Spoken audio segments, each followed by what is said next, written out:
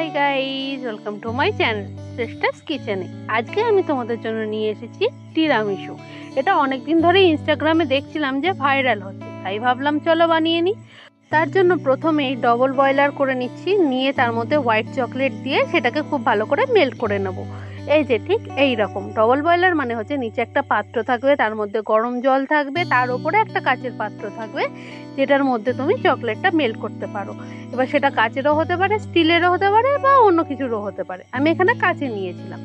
ভালো করে মিক্স হয়ে যাওয়ার পর এর মধ্যে আমি ক্রিম চিজ অ্যাড করছি। ক্রিম চিজটা করছি 3 থেকে 4 টেবিল চামচ মতো।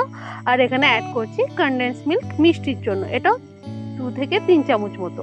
আর কিছুটা দুধটা অ্যাড করার পর ভালো করে মিক্স করে নিতে হবে সব কিছু।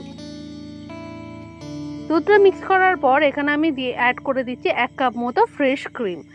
ফ্রেশ ক্রিমটাও চিজ ক্রিমের মতো বাজারে ইজিলি অ্যাভেলেবেল আছে, তোমরা চাইলেই কিনে নিতে পারো। তারপরে খুব সুন্দর করে এরকম একটা হুইস্কার দিয়ে খুব সুন্দর করে ফেটিয়ে নিতে হবে। আর তারপরে এখানে আছে টুইস্টটা হচ্ছে ম্যাঙ্গো পিউরি। নর্মাল টিরামিসু যেটা হয় সেটা চকলেট মানে কোকো পাউডার দিয়ে তৈরি হয়, আমি এখানে ম্যাঙ্গো টিরামিসু বানাচ্ছি, সেই জন্য আমি এখানে অ্যাড করে দিচ্ছি ম্যাঙ্গো পিউরি দিয়ে ভালো করে ফেটিয়ে নিতে হবে। তারপরে অ্যাড করছি এই যে ডার্ক ফ্যান্টাসি।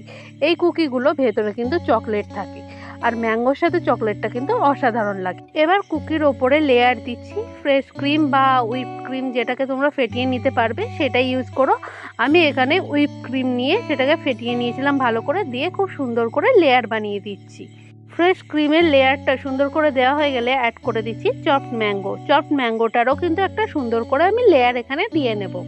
আর হ্যাঁ, নর্মাল টিরামিসুতে যে কুকিটা অ্যাড হয় সেটা হচ্ছে বাংলার নর্মাল, আমাদের পশ্চিমবাংলার হচ্ছে লেরো বিস্কুট দিয়ে টিরামিসু ভালো লাগে, তাই ভাবলাম এই যে চকলেট ফ্যান্টাসি এইটা দিয়েই তোমাদের সাথে শেয়ার করি। এবার রেডি করে রাখা হোয়াইট চকলেট ক্রিম চিজের যে লেয়ারটা রেডি করে রেখেছিলাম সেটা দিয়ে খুব সুন্দর করে লেয়ার করে নেব।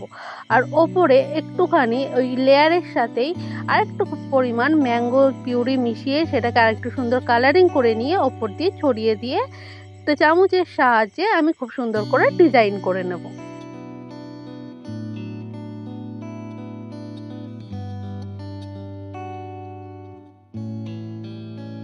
এবার এটাকে 2 থেকে 3 ঘন্টা ফ্রিজের মধ্যে রেখে দিলেই কিন্তু আমাদের ম্যাঙ্গো টিরামিসু রেডি হয়ে গেছে, দেখতেই পাচ্ছ। আর ওপর দিয়ে আমি ডেকোরেশন করার জন্য সুন্দর করে একটুখানি পুদিনা অ্যাড করে দিয়েছি, জাস্ট দেখতে সুন্দরের জন্য। আর এটা বানাতে কি লেগেছে সেটাও দেখে নাও। আর আমার আজকের ভিডিওটা যদি ভালো লেগে থাকে তাহলে অবশ্যই লাইক শেয়ার সাবস্ক্রাইব করে পাশে থাকবেন। Thank you.